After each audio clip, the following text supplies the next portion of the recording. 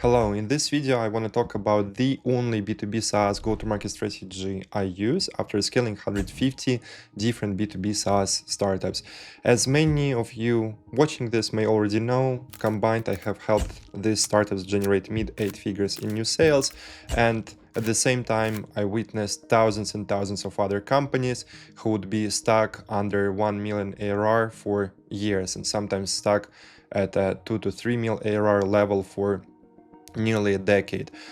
My goal with this video is to make sure that you are not going to be one of them, and instead I want you to scale the fastest, most effective and most cost-efficient way possible. And that's why by the end of this video you will understand how to be in that number of companies who actually scale quickly, don't have to be convincing customers to buy, and end up hitting the first 1 to 3 mil ARR in less than 2 years rather than waiting for 5 to 7 years for that moment to happen. So the PACE framework, which I follow, is basically built on the pain, audience, channel, and expansion. And that's what I'll be talking about. The first thing which we are going to talk about is going to be the pain, because that's where everything starts.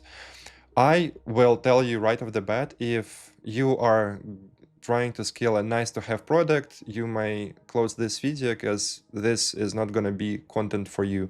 I don't like this route of building a nice to have product which solves no problem and then just tweeting about it for a couple years, hoping you get some cash flow coming in.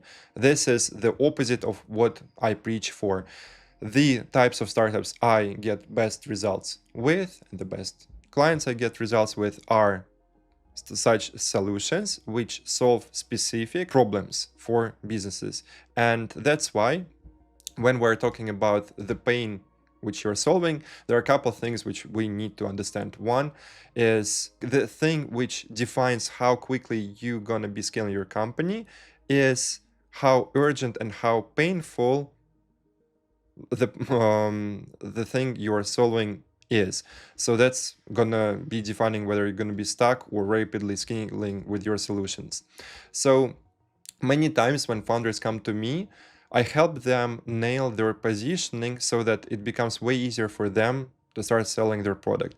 And it's many founders, especially those without any marketing or sales background, and those who have technical background, they don't understand how just by doing some magic around positioning, you can start selling the same solution for 10, 20, 30 times higher profit without making any changes to the actual product, which blows their mind. But now I'll share how this works. So if you're selling something like better team dashboards, this may be possibly saving some time to people and getting your prospects to say, yes, that's nice, maybe we'll look at it later.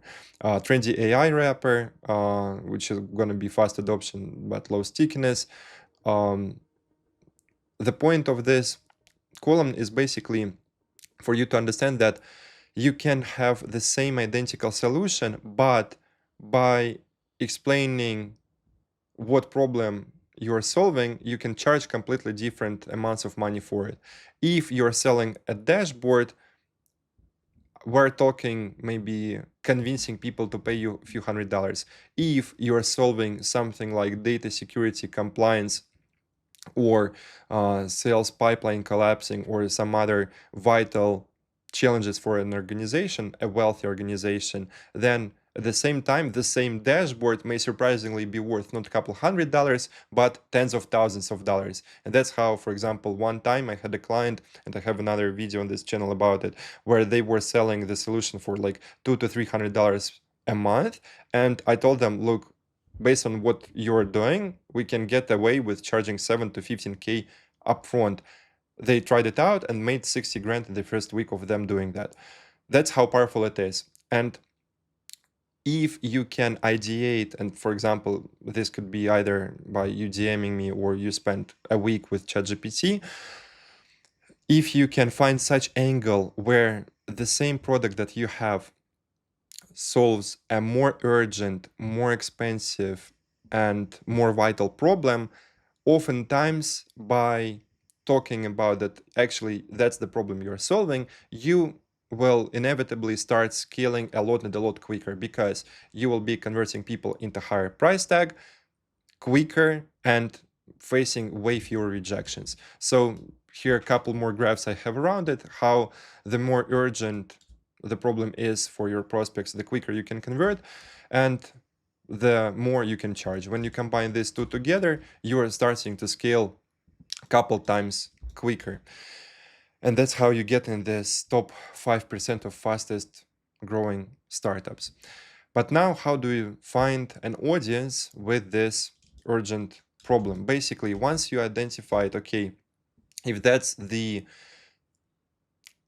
pain you're solving, why we start with the pain? Because first we want to understand the pain at a deeper level, and the thing which we do next is we move towards the audience, because if we start with an audience, that's how oftentimes I find founders who are there is one methodology going around LinkedIn and Twitter where you first come up with an audience and then you keep pushing all types of different solutions to that. I would say that I'm against it, and I think this is definitely not the route to go unless you have too much free time and money, because that's how, for example, I came up with this audience of university students and was stuck for years, well, not for years, for I'd say around 6 months, trying to push different types of things into their throat, only to find out later that this was a unstrategic audience to start with in the first place. So that's why if you have a certain type of solution now, I would try to dig deeper to define what is the actual pain you're solving with this solution. And then to find the best audience for it, I would look into this couple things I'll talk about now. Your ideal audience should have the money, experience the pain, and have expensive COI. And let me break them down one by one. So in pain, meaning they have an urgent, painful problem that shows up in their business, sales pipeline collapsing, churn increasing, missing revenue targets, because urgency plus pain, that makes them ready to act now. They should have the money. Look, I have spent, or I should say invested, over 60 grand in all different masterminds to this date. And one of the most important lessons I think I learned over all the previous years I've been in business is it's much harder to build a successful company if you're trying to turn losers into winners. And instead, it's incomparably easier for you to build a successful business if you're helping winners win more. Meaning, if instead of trying to turn broke companies into successful ones, you focus on helping winning companies win more, or in other words, targeting wealthy companies and helping them become wealthier, you end up making a fortune, more money, so they can actually pay for the solution. Usually mid-market or enterprise with existing software budgets, fast-growing startups with new funding, already spending on similar tools. Basically, if what's the point here? If the organization is already used to paying 30 to 100 grand a year for different softwares, imagine how much easier it is to sell something to them for 5 to 10 grand comparing with selling to someone who is used to who is has two options in mind: either try to find cheaper couple $100 solutions, or spend half a year coding it themselves. This is definitely not the type of people you want to be working with. Well, you can, but it's just much harder to be converting them repeatedly. And then expensive COI. COI means cost of inaction. And the bigger the, I'll drop it here, the bigger the cost of inaction for the company, the easier it is to sell something for you. Imagine, let's say the cybersecurity company has a certain compliance thing coming up. If this thing is due within 2 years, you'll need to spend months trying to get in front of them and to get in front of the right decision makers, because it's not on top of their agenda, and so on. But if for this cybersecurity company, this deadline for this compliance is due in the next couple of weeks, and if they do not submit this report properly, the fine is from $500,000 to couple $1,000,000. That's how you convert people into software solution for 20 to 80 grand. Happened a few times with inside my program, where if the cost of an action for someone is couple $1,000,000, guess what? You can convert someone into low, multi six-figure amount, and still they would see this as a no-brainer. And that's how, for example, while some founders can't comprehend how can they possibly charge more than 1K for their solution, there are others who are converting people into 50K to multi six-figure amounts. Well, if the cost of not getting your solution is gonna end up for a multi-million-dollar loss for them, that's how. And that's why when identifying your audience, you wanna shoot for those types of buyers who have a very high cost of inaction, or I can say cost of non-adoption of your product. Perfect audience to work with. They're the best type of customer for long-term growth. Adopt your product quickly. They give you feedback. They expand usage, and they openly refer you to others. So when these things come together, you have fast sales cycles, high retention, and it's much easier for you to get people on calls, which in the end gets you to this 1 to 3 to 5 mil ARR mark years and years quicker. Because imagine you have two companies. For one of them, it's hard to book calls because their cost of an action is non-existent.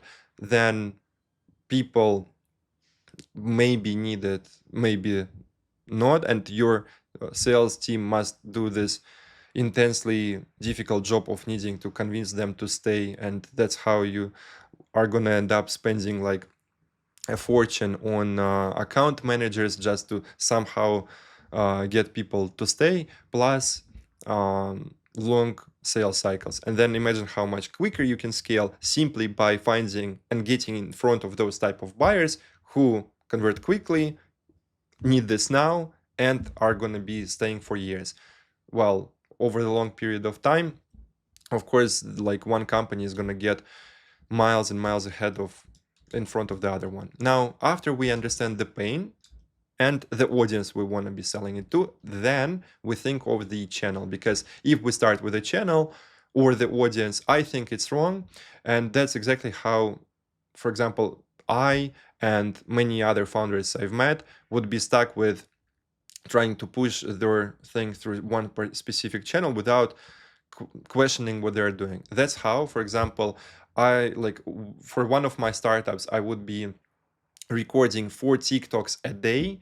And whenever I missed a day, I would need to record 8 TikToks. And I would be doing this for months with no results at all. And I would say this was one of the most insane grinds I've gone through in my entire entrepreneurial life. And I've gone through that because I simply never zoomed out to understand that my audience is not TikTok audience, and that's it. Sure, TikTok may have billions of users, and if you record if you put enough effort into anything, then at some point of time it works out. But why go through grind and years of effort when you can just switch the vehicle and start getting much better results with 10 times less effort? I don't know why. So outbound, what I like about outbound is it gives you fast feedback loops, works if your ICP is clear, and I would say it's the cheapest of all to get started with, because for a few $100 you can start sending all the messages automated way. I would say it's semi-predictable, because the reason why, after doing outbound for years and helping others with their B2B SaaS solutions nail it, and helping them book thousands and thousands of meetings through outbound LinkedIn, outbound cold email, Why I stopped doing it? Because I hated this part that you can have a lot of business from one lead list, but then when you switch the lead list, the next one doesn't perform at all. And that's how, even though something is working, you always live in this paradigm that, well, you're just a couple weeks away from another inevitable gamble, which is going to define whether all new hires are going to be getting their salary or not. And I'm over exaggerating say here, and I'm not saying that I ever did not pay salary to my employees, but basically imagine that you have a good lead list, you um, sign 10 new clients, and you decide that, oh, we must expand, and you hire a couple more people, and then the new lead list doesn't give you any similar results at all, but now you have a couple more in place on your payroll. I've seen couple companies go through that. I really don't think this is right. That's why right now I lean a lot more towards paid traffic, as you could have seen on my channel. Product-led growth. I'm in really good relationship with Wes Bush, who came up with this PLG methodology. Users experience value before buying, low friction viral loops possible. The only problem I have with it is it's hard to pull off without a truly self-serve product. Usually, um, the notes I put here, basically, you must load a huge load more money into your product to get this off the ground, and something you could embed a successful sales motion into with a PLG path may require like years and years more of product investment. That's one thing. And second thing is, this methodology, I would say, heavily depends on the fact that you need to get your users, start referring your users, like other ones. And this is like planning for virality. And this is something I'm not a fan of, because I think that it's impossible to plan for virality. And if you start getting good referral rates, it's good. Yes, if you nail the product market fit, yes, this starts happening. But unfortunately, it's not something that you can plan towards, because yes, you can break it down into 1,000 other small steps and somehow try to accomplish it. But if on one hand we have this, oh, for our success, we must get one person to bring 3 new people, and on the other hand, we have something like, we should get certain cost per booked call from our ad. The second one, to me, is just a lot more digestible and a lot more straightforward to achieve rather than the first one. That's it. SEO. So don't want to throw too many rocks at SEO here. I know it's like king of all channels and has been there since internet was born. Compounding channel, cheap leads over time builds brand authority. The issues I have with it is it's the worst choice you can make, I believe, for your first validation stage, because unless you are confident what is the actual pain you're solving and the audience you're solving this for, you cannot have an effective SEO strategy. And that's why I believe that identifying this like pain and audience through outbound or paid ads is just, well, it requires a year or two less to get all the answers. No other way to put it. And sure, I would say at a certain point of time, when you know that there is enough search volume coming in for your type of solution, it does make sense. But there are two key traps I see founders fall into, which results in them spending years and years of effort on SEO and not being able to pay the bills. One trap is they got into SEO because they heard SEO works for someone else, and at the same time there is not enough search volume coming for their solution. And when there is not enough search volume for your type of solution, then yes, sure, there are a bunch of getaways around it that you can write for relevant topics, but still it's always going to be a very, very uphill battle comparing with some other people who already have a lot of search traffic coming for it. And the reason I'm bringing this up is because I have worked with a few companies who came to me after they would spend like over a year and a lot of money on SEO just to find out that, well, even ranking number one for all the relevant search terms, they would still not be getting anywhere near the type of traffic that they would need for them to start scaling at the pace they want. The second trap is getting into SEO before you understand your pain and audience at a deep level, because again, unless you identify them correctly and you know that yes, for the next 2 to 5 years that's the route we're going towards, if you get them wrong, that's how you end up again throwing a lot of money into wrong articles, wrong backlinks, and stuff like that. LinkedIn content, and by the way, I'm saying all this while ranking as number one B2B SaaS coach in the world. Just saying. LinkedIn content. So also have a lot of controversial things to say on this one, but to sum everything up, I would say the following, that if you are selling to a LinkedIn type audience or you're selling enterprise type solutions, I think it does make sense for you to invest some effort into writing LinkedIn content, because I have had a few cases when we would, while doing some paid traffic motion, have the founder also start posting on LinkedIn, and this would start bringing in additional bunch of sales with upper mid-size companies each week, which was very helpful because this allowed us to reinvest even more money into company growth, making everything else easier. Again, I would not be trying to solely build the company off LinkedIn content for a couple of reasons.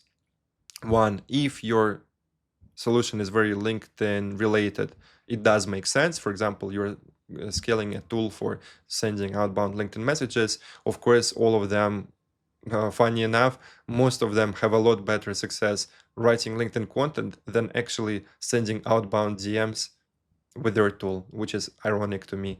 And second thing, which is partly attached to the thing I just mentioned, you can get your account banned very stupidly.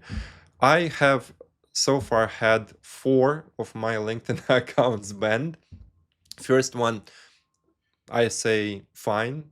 I was doing every gray hat strategy there is, so I take that one. I was scraping all possible groups, doing mass outreach campaigns. I would be like doing a bunch of different gray hat things which are not LinkedIn policy friendly, I'll put it this way. But at the same time, I think my last LinkedIn account, last because I have no desire to come back to it, was banned for very weird reason, because I would be running LinkedIn ads and spending 10K a month into them, and I would be booking between 10 and 20 calls each week from LinkedIn DMs, or I'm sorry, I mean LinkedIn ads, and I would be posting LinkedIn content, getting some inbound from there, plus doing LinkedIn ads, and I would say that the campaign performance I'm currently getting from Meta is just a ton and a ton better, but still it was sort of working, I'll put it this way. Then I'm like, okay, I don't want my life to be just booking people in on LinkedIn DMs. Let me get an SDR to do it for me. So while spending 10K a month and getting 10 to 20 bookings a week, I get an SDR to start managing all the meetings in my account, and he messes up proxy settings, and the account gets permanently restricted. Couple appeals were no help, and that's how, well, I said, look, I cannot be an advocate for a strategy, advising it to others, when I understand that at any random point of time you can come into this very stupid situation I don't want to say lose your entire business, but if prior to that more than 90% of your inbound and clients would be coming from LinkedIn, then indeed you lose your main source of traffic. I don't want you to be in this situation, because the reason why currently I lean a lot more towards Meta and partly towards Google Ads is because worst case that can happen is if you have issues with your account. Firstly, you may only have issues with your ad account, and whenever this would somehow happen, you just switch to another one, and you can have, like, as you start scaling, you just diversify, and you can have 5 to 10 ad accounts warmed up, all ready to spend $500 or more a day.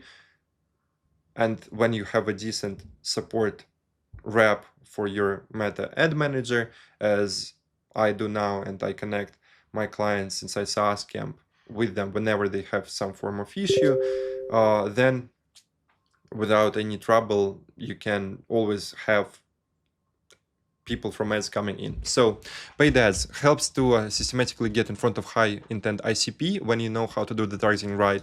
Scales infinitely, because Instagram and Facebook combined have 3.5 billion users, and the most predictable growth engine of all, because I talked about lead lists in outbound, I talked about the beauty of LinkedIn.